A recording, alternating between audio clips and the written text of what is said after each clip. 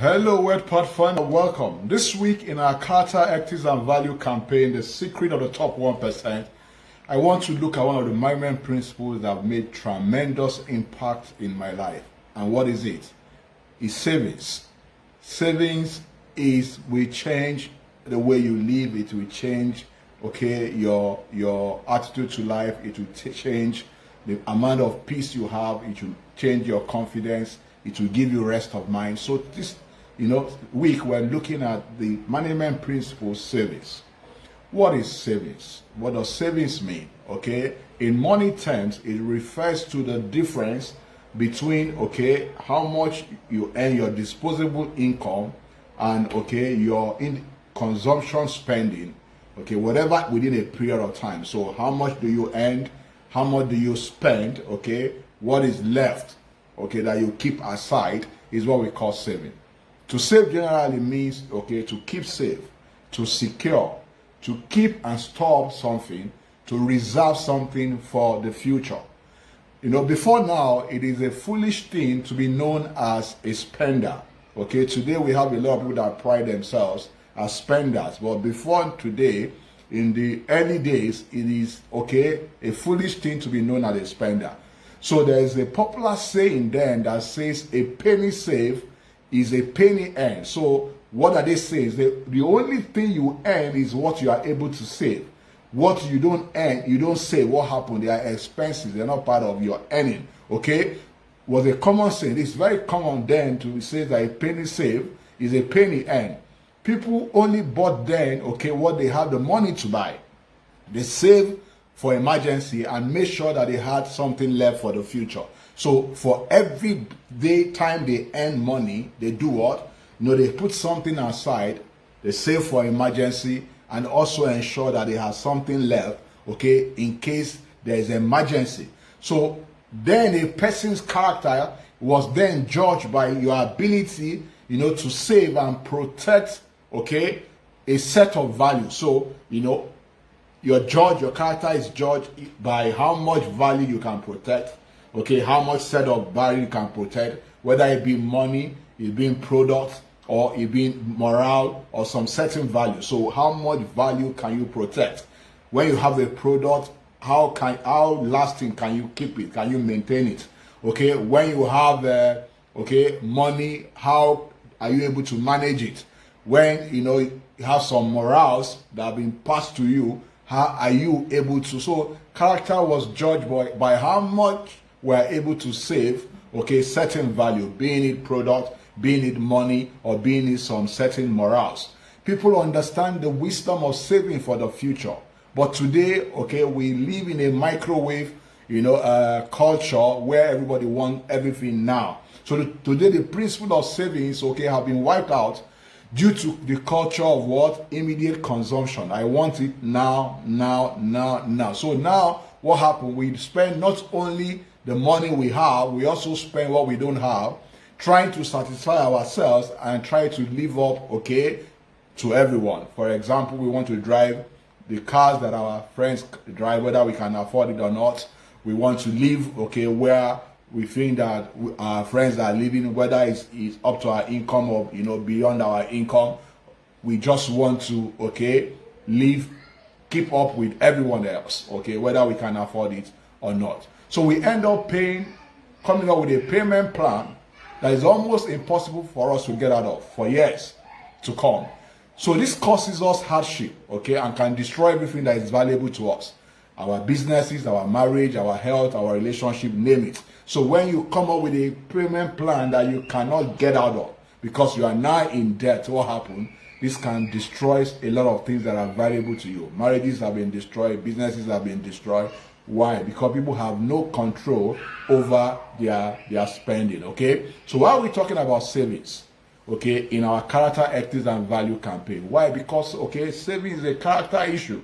It's a character issue. It's not something that you say, if you don't have the character of savings, what happens? You will not save. You will not preserve what you have. You will not maintain what you have. You get it today and you destroy it tomorrow. You consume it tomorrow, you spend it tomorrow. So if we do not have it in our personal life, you cannot also have it. If you don't have this character in your personal life, you cannot also have it in your business life. Why is this so? when it comes to character, the way we do one thing is the way we do everything. The way you do one thing, okay, is the way we do everything. So the people that are wise, they cultivate the character of savings. The wise people cultivate the character of savings. They save and build for the future, and they plan and they spend wisely. They save, okay, right, so that they can build for the future. They plan and they spend what? Wisely. They don't just have a savings account, but they also invest their savings in personal businesses, business ventures, properties, buildings, name it. Why? Because they want to build for the future. They understand that cash on its own, okay, diminishes with time. It doesn't have value, it diminishes with time. So it's better to replace cash with something of value that will improve in value over time. So let's look at what are the benefits, okay, of developing the character of savings as an individual. What are the benefits of developing the character of savings? The first benefit of developing the character of savings is that it helps us to develop patience. So it means that you are ready to defer gratification till tomorrow. Patience, determination, and persistence. Why, waiting to make the purchase, or why waiting to make our investment or to get investment to mature. So in the process, when you cultivate the character and the habit of savings, what happens? You develop patience, you develop determination, you develop persistence, okay, while you're waiting to make purchase, while you're waiting for your investment to mature. The second benefit of the character of savings is that savings gives us the time to think about the quality of our purchases, the quality of our investment.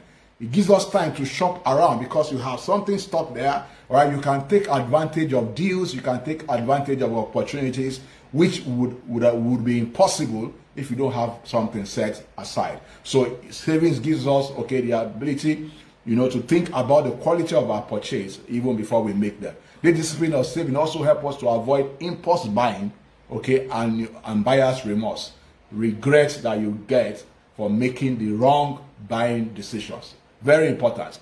Thirdly, it helps us to appreciate things we have and seek to preserve them to make them longer. Okay, so you find out that people that have the habit, the character of savings, they preserve what they have, and whatever they have lasts longer. So you get, okay, right, get to appreciate things better because of that.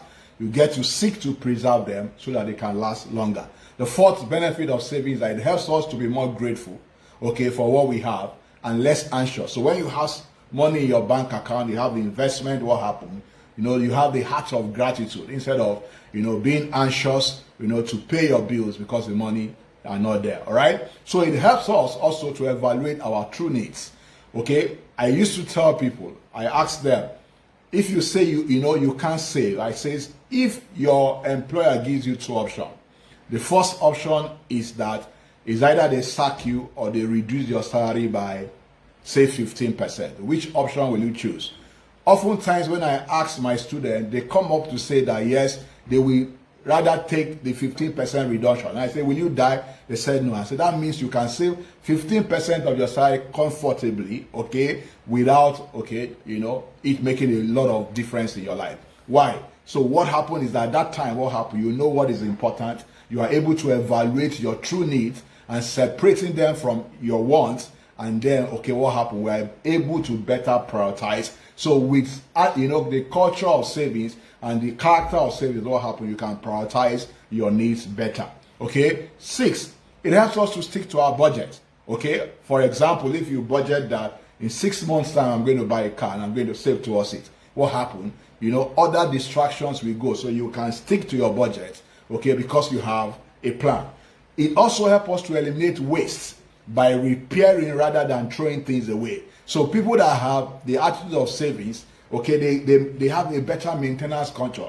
Instead of throwing things around and replace, what happened? They have a culture of repairing and maintaining things so that they can last longer. Savings culture help us to be at peace because what happened? We have money saved for emergency. So you are not afraid. You have rest of mind. You have peace of mind because you have money, okay, stored up somewhere or investment stored up somewhere that can easily convert to cash so that you can meet, okay, emergency. Lastly, it helps us to plan ahead and prepare for the future. This is very important. It helps us to plan ahead and do what? And prepare for the future. So how does this benefit apply in our business? How does it apply in our business? Listen to this. One, conventional business wisdoms, okay, tells us that we need, okay, to have liquid assets in our business for our business to survive. What are liquid assets? Those are cash in the bank or investment that can easily be converted to cash.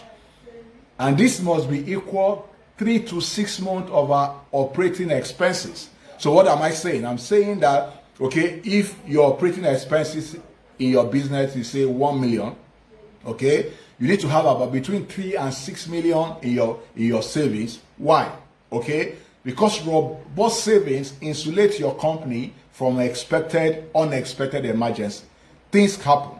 Every business has dry season, okay, just like human beings, okay? You have dry season, sales can become difficult. Cash, can be drained. So you need something set aside, and the rule of thumb is that it must be between 3 and 6 months of the equivalent of your monthly expenses. That's when you know that you have some cushion in the event of emergency. In the case of business, in this case, the business savings account.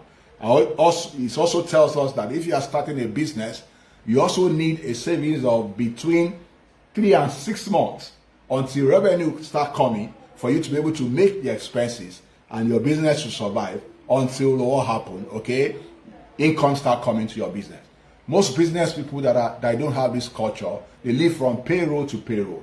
But smart business people, understand the power of savings for growth in the future. Not just for emergency need. You need cash, okay, to grow your business in the future. The second reason why this is very important, because of our time, if you run out of cash, okay, in any venture development, you will run into trouble in your business. Why? Because your business may be taken over cheaply. So one of the rules he said, never run out of cash. If you run out of cash, if you get desperate for cash, what happens? Your business can be taken over cheaply. All right? Listen to this. If you are desperate for cash, what happens? Your venture will be cheaply evaluated by investors, and they can be taken over so cheaply.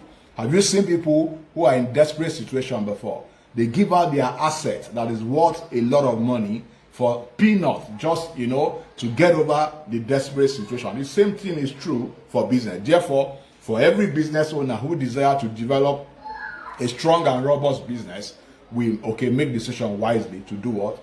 On how they manage their resources and how they ensure that they have a business savings account. Okay? So one aim of the business owner is to build, building and maintaining a robust savings culture in their business. It is important that in our business we build and maintain a robust savings culture if our business must survive.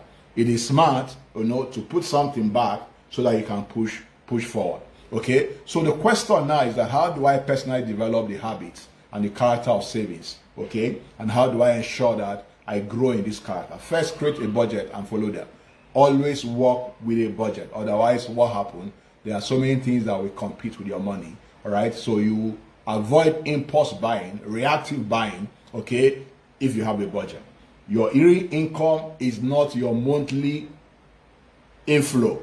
Okay? It is what you save. That's your real income. The other ones, what you spend is your expenses. 2, before you buy anything, ask yourself this following question. The first question is, do I need it? Please, if you don't need it, don't buy it. The second question is, can I afford it? If you cannot afford it, you don't need it. The third question is, how do I want it? Okay? Do I want it now? If you don't need it, don't buy it. The next one is that, do I need to have it now? If you don't need to have it now, you don't, except it's an investment that will yield profit in the future. Live within your means. Don't buy things until you can pay for them in full. Have a long-range goal for your money and budget for them. Delay your gratification. Train people under you, your children, how to save. Avoid using credit card unless you can pay for them at once. As I close, the character of saving is not only beneficial to individual, it's also beneficial to government organization. If our government can save and spend wisely, today we won't have the billions of debt that we have. So I encourage you, okay, set out, to cultivate this value of savings, and you see the improvement it will bring to your life. Thank you for listening. Okay, if you find this valuable, please, I want you to leave your comments, share within your network, and more importantly, please subscribe to our YouTube channel. Thank you for your time, and I'll see you next week.